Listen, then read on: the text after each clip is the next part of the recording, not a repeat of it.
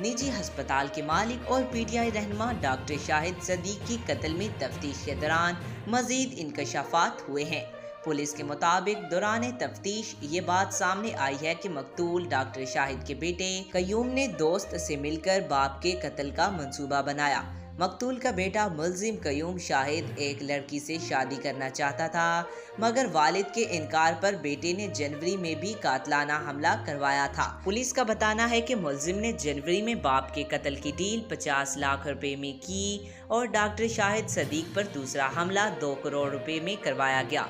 Police के मुताबिक सफेद कार जुम्मे को रोज सुबह 9:50 से डॉक्टर शाहिद की रैकी पर थी।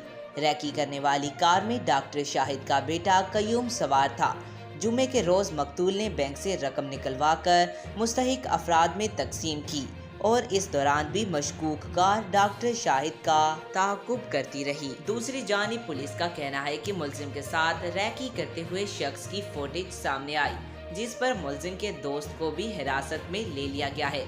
याद रहे कि डॉक्टर शाहिद सदीक पर 3 रोज कबल नमाज जुमा की अदायगी के बाद मस्जिद के बाहर फायरिंग की गई थी, जिसमें वो जाबहाक हो गए थे।